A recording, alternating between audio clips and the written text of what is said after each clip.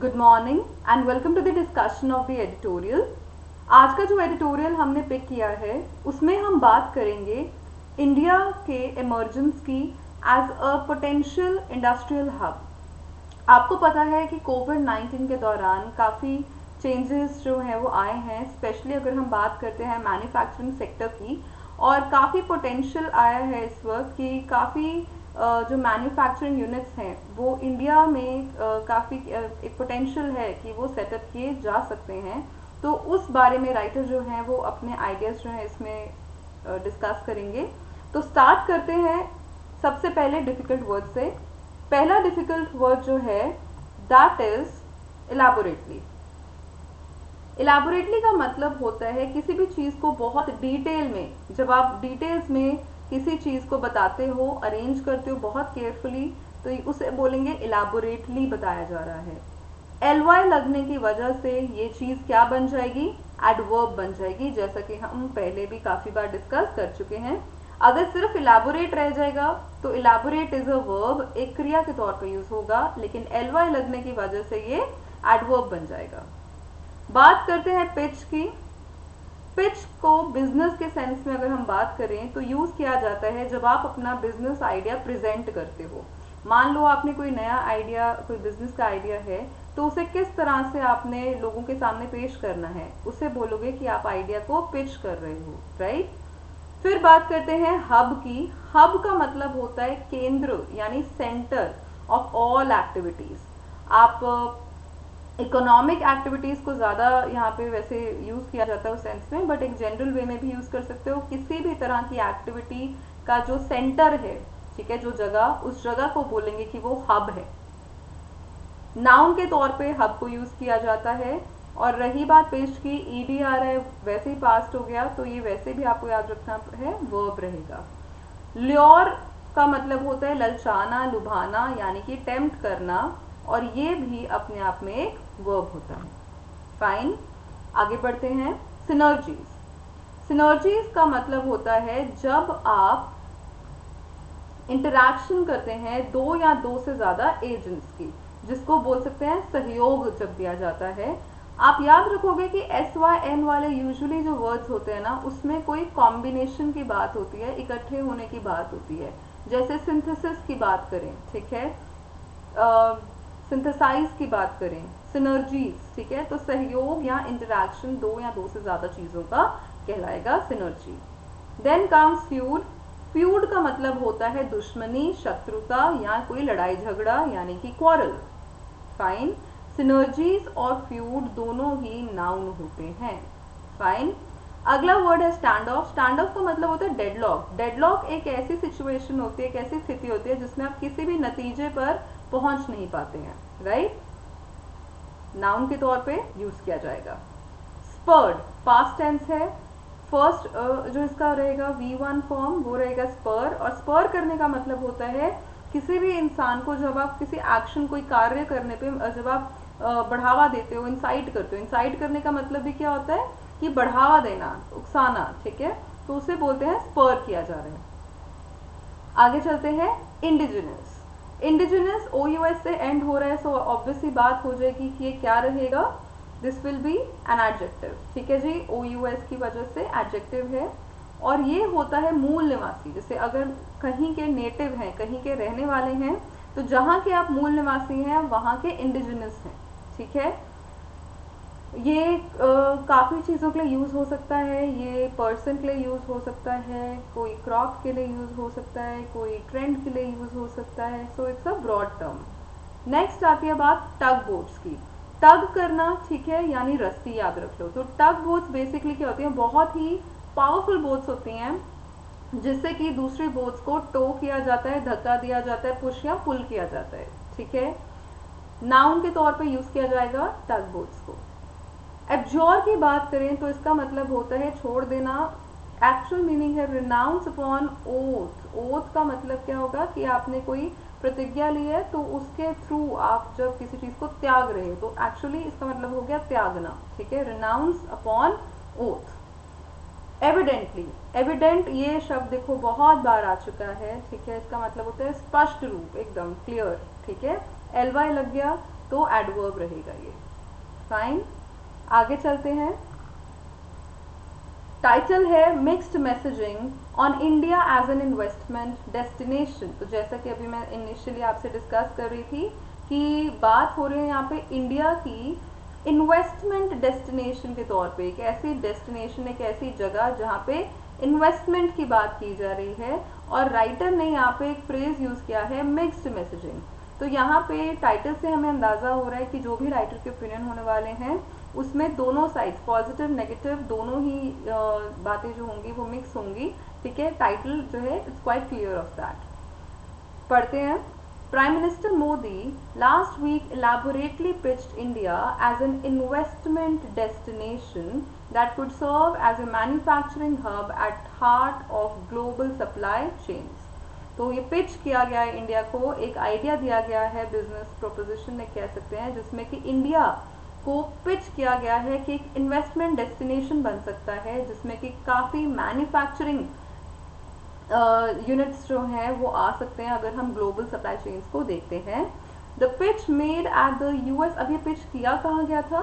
US India strategic partnership forum comes in the backdrop of government's keenness to use the disruptions the COVID-19 pandemic has caused to the cross-border movement of goods as an opportunity to lure potential investors, especially those looking to relocate from China to India। सो ये जो pitch किया गया idea कि India को एक investment destination बनाया जा सकता है, ये US India strategic partnership forum में डिस्कस किया गया था। और अगर हम बैकड्रॉप देखते हैं, जो सिचुएशन देखें अगर बैकग्राउंड में, तो क्या चल रही है कि कोविड-19 पैंडमिक के दौरान काफ़ी डिसरप्शंस हुई हैं। डिसरप्शन वर्ड भी देखो रिपीटेडली, जहाँ जहाँ हमने कोविड-19 पैंडमिक का आर्टिकल पढ़ा है डिसरप्शन वर्ड वहाँ काफ़ी आया है ना। सो डिसरप्शन का मतलब डिस्टर्बेंस। तो इस पैंडमिक की वजह से जो डिस्टर्बेंस क्रिएट हुई है, ठीक है, स्पेशली क्रॉस बॉर्डर गुड्स की जो मूवमेंट है उसमें, तो उससे ये उस बैकड्रॉप को अगर देखा जाए तो उसमें गवर्नमेंट जो है वो काफ़ी कीन है, ठीक है, काफ़ी इंटरेस्टेड है टू ल्योर पोटेंशियल इन्वेस्टर्स को अट्रैक्ट करना चाहती है, ठीक है, स्पेशली वो जो रीलोकेट करना चाह रहे हैं चाइना से इंडिया में। This tag is consistent with recent initiatives to explore supply chain synergies with other economies, including Japan, as an escalating border feud casts a shadow over India's economic and trade ties। So यहाँ पे बताया जा रहा है कि ये tag जो है ये कंसिस्टेंट रहेगा विद रीसेंट इनिशिएटिव्स। अगर आप देखते हैं जो रीसेंट इनिशिएटिव्स लिए गए हैं हाल फिलहाल में सप्लाई चेन सिनर्जीज को एक्सप्लोर करने के लिए, किस तरह से जो सप्लाई चेन है वो अलग अलग इकोनॉमीज जो हैं वो टाइप्स कर रहे हैं सप्लाई चेन की, स्पेशली अगर हम देखें जापान को, ठीक है, तो ये काफ़ी कंसिस्टेंट है, उसी के पैरेलल में जा रही है, ठीक है। एंड ये कैसे टाइम पे है? जब we have an escalating border feud, ठीक है, बॉर्डर को लेकर काफ़ी आपको पता है जो एक प्रॉब्लम चल रहा है, इट कास्ट अ शैडो, ठीक है, वो बैकग्राउंड में वो प्रॉब्लम भी चल रहा है और उसकी वजह से इंडिया की जो इकोनॉमिक और ट्रेड टाइज हैं वो कहीं ना कहीं यू कैन से टेंशन में चल रहे हैं। The reasoning appears to be that if even a few multinational enterprises can be drawn to set up manufacturing bases either by shifting facilities or as new additional plants, then not only does the Indian economy stand to gain FDI, new jobs and tax revenue, but also makes a statement। तो अब यहाँ पे ये कहा जा रहा है कि अगर इंडिया थोड़ी भी मल्टीनेशनल एंटरप्राइजेस को यहाँ पे मैन्युफैक्चरिंग बेस क्रिएट करने दे, ठीक है, कैसे?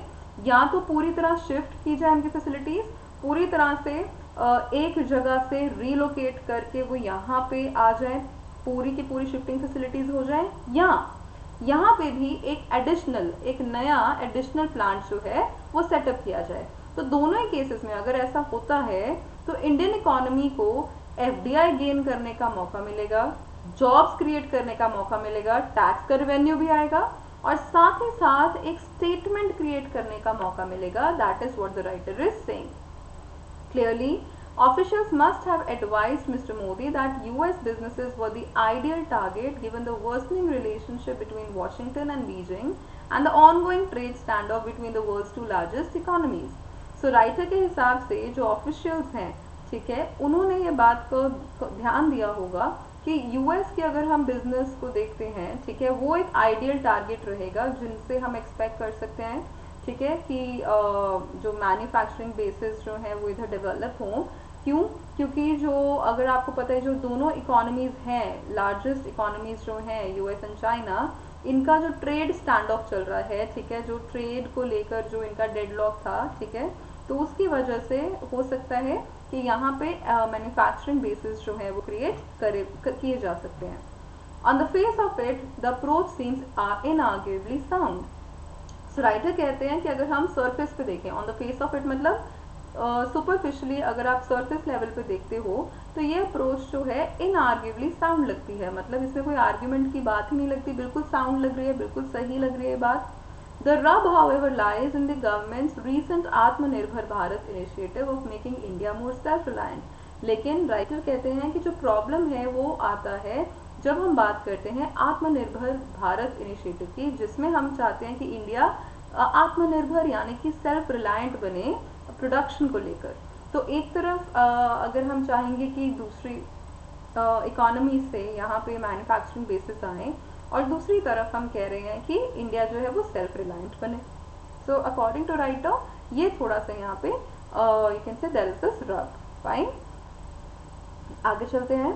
The drive for self reliance has spurred several ministers to urge companies and industry sector to replace imports with made in India substitutes. तो ये जो आत्मनिर्भर या सेल्फ रिलायंस का जो इनिशिएटिव है, इस ड्राइव की वजह से काफ़ी मिनिस्टर्स ने अर्ज किया है, इनकरेज किया है कंपनीज को और इंडस्ट्री सेक्टर को कि जितना भी वो इंपोर्ट करा रहे हैं सामान उसको रिप्लेस किया जाए मेड इन इंडिया के सब्स्टिट्यूट से, ठीक है।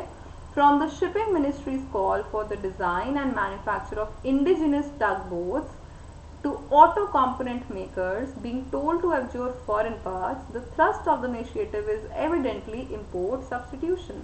तो राइटर यहाँ एग्जाम्पल ले रहे हैं कि शिपिंग मिनिस्ट्री ने एक इनिशिएटिव लिया था जिसमें उन्होंने कहा था कि जो टग बोट्स बनाई जाती हैं वो इंडिजिनस बने, मतलब वो यहाँ पे ही बने, इसी कंट्री में बने, उसका डिज़ाइन भी और उसका मैन्युफैक्चर भी यहीं हो। जितने भी ऑटो कंपोनेंट मेकर्स हैं उन्हें कहा गया कि जो भी फॉरेन पार्ट्स हैं उन फॉरेन पार्ट्स को अब्जॉर्ब किया जाए, छोड़कर मेड इन इंडिया के जो पार्ट्स हैं वो लिए जाएं। और जो थ्रस्ट है इनिशिएटिव का, जो फोर्स है, जो एकदम फोकस है इनिशिएटिव का, वो यही है कि जितना हो सके इंपोर्ट्स को सब्स्टिट्यूट किया जाए मेड इन इंडिया वाले सब्स्टिट्यूट से। It is hard to imagine any potential foreign investor in manufacturing being ready to source capital goods locally. तो राइटर यहाँ पे कह रहे हैं कि थोड़ा मुश्किल लगता है इमेजिन करना कि कोई भी फॉरेन इन्वेस्टर, जो पोटेंशियल हमें लगता है फॉरेन इन्वेस्टर हो सकता है मैन्युफैक्चरिंग सेक्टर में, वो इस बात के लिए रेडी हो कि वो यहाँ के capital goods, local capital goods हैं, उन्हें सोर्स करे, ये मानते हुए कि अज्यूम करते हुए कि वो अवेलेबल हैं, even at the cost of possibly compromising on quality और price और both। ऐसा करने पे हो सकता है हम ये भी मान लें कि शायद कॉम्प्रोमाइज़ करना पड़े क्वालिटी पे, प्राइस पे या दोनों पे, लेकिन फिर भी ये मान पाना मुश्किल है कि कोई भी फॉरेन इन्वेस्टर जो है वो मैन्युफैक्चरिंग सेक्टर का स्पेशली वो यहाँ से अपने लोकल कैपिटल गुड्स को सोर्स करें। Betraying the government's anxiety, Mr. Modi took pains to stress that the push for self-reliance should not be interpreted as India turning its back on the world. तो यहाँ पे writer बता रहे हैं कि ये जो एंग्जाइटी थी, एंग्जाइटी को क्लियर किया गया है और ये बताया गया है कि जो सेल्फ रिलायंस का पुश है इसका मतलब ये नहीं, इसको ऐसे नहीं इंटरप्रेट किया जाना चाहिए कि इंडिया जो है वो मुंह फेर रही है ग्लोबल लेवल पे, नहीं, इसका मतलब ये नहीं है। Interestingly, most of the recent FDI announcements have been by way of stake acquisitions in existing businesses and predominantly in the service sector. Predominantly word भी देखो कितनी बार आ चुका है, predominantly मतलब mainly, है ना।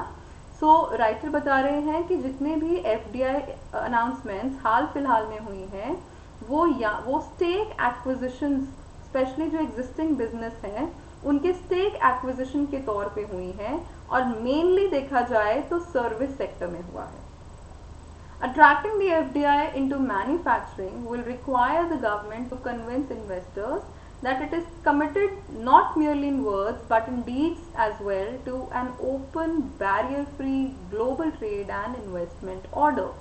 So राइटर यहाँ पे कह रहे हैं कि अगर हम चाहते हैं कि एफडीआई जो है, ठीक है, वो अट्रैक्ट हो मैन्युफैक्चरिंग में, तो उसके लिए गवर्नमेंट को इन्वेस्टर्स को कन्विंस करना पड़ेगा कि एक ओपन बैरियर फ्री, ठीक है, बिना किसी बैरियर के ग्लोबल ट्रेड और इन्वेस्टमेंट का यहाँ पे एक स्ट्रक्चर जो है वो उन्हें मिलेगा, राइट। सो अगर हम बात करते हैं यहाँ पे, तो राइटर अगर सम अप करें तो राइटर यहाँ पे बस यही बता रहे हैं कि किस तरह से एक पोटेंशियल है अभी कि इंडिया में एक मैन्युफैक्चरिंग हब क्रिएट किया जा सके, ठीक है, और उसके लिए किस तरह से ज़रूरत है हमें कि हम जो राइटर बता रहे थे कि मेड इन इंडिया का जो कॉन्सेप्ट है, ठीक है, उसको हम कंफ्यूज नहीं कर सकते विद द फैक्ट कि इंडिया जो है वो it's turning it's back on the world, ऐसा नहीं है।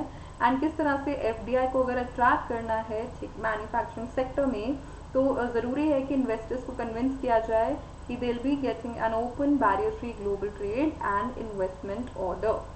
तो होपफुली आपको इस आर्टिकल में क्लैरिटी आ गई होगी और डिफ़िकल्ट वर्ड्स जो थे वो आपने गो थ्रू करने हैं। And as you can see काफ़ी सारे वर्ड्स जो हैं वो रिपीट होने स्टार्ट हो गए हैं, है ना। प्रिडोमिनेंटली हमने देखा, एविडेंटली हो गया, ऐसे कितने सारे वर्ड्स हैं जो हर कुछ आर्टिकल के बाद, थोड़े थोड़े आर्टिकल्स के बाद आप देखते हो कि रिपीट हो रहे हैं। So maybe hopefully when you go through them आपको अब थोड़े मीनिंग्स जो हैं वो वर्ड्स के समझ आ जाते होंगे यूजेज में, राइट। सो कल एक और आर्टिकल हम नया करेंगे and which I give some more new words to you. Thank you.